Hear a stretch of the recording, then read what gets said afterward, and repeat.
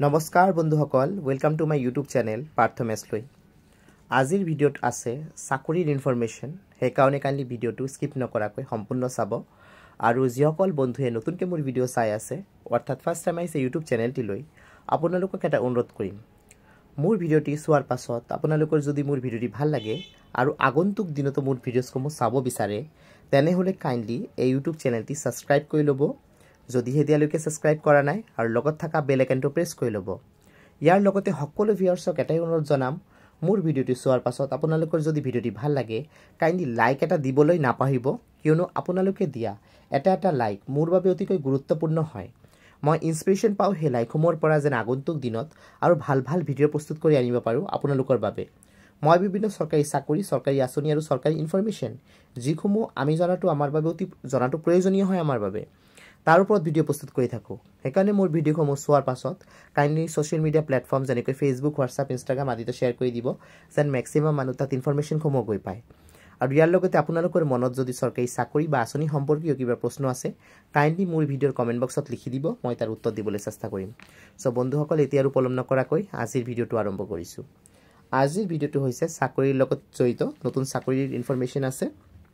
চ' নতুন চাকৰি ওলাইছে চাকৰিটো ওলাইছে ডিএমই আসাম অৰ্থাৎ ডাইৰেক্টৰেট অফ মেডিকেল এডুকেশ্যন আসামৰ ফালৰ পৰা চাকৰিটো ওলাইছে ইয়াত এপ্লাই কৰাৰ অন্তিম তাৰিখ হৈছে 18 ডিচেম্বৰ 2024 আৰু টোটাল পোষ্টৰ সংখ্যা হৈছে 1708টা পোষ্ট আছে 1708 গ্ৰেড 3 পোষ্ট হয় টেকনিকেলৰ গ্ৰেড 3 টেকনিকেলৰ পোষ্ট হয় কিন্তু এই চাকৰিৰ লগত জড়িত এটা গুৰুত্বপূৰ্ণ ইনফৰমেশ্যন মই শ্বেয়াৰ কৰি দিওঁ যিসকল বন্ধুৱে অলৰেডি এডভাৰটাইজমেণ্ট নাম্বাৰ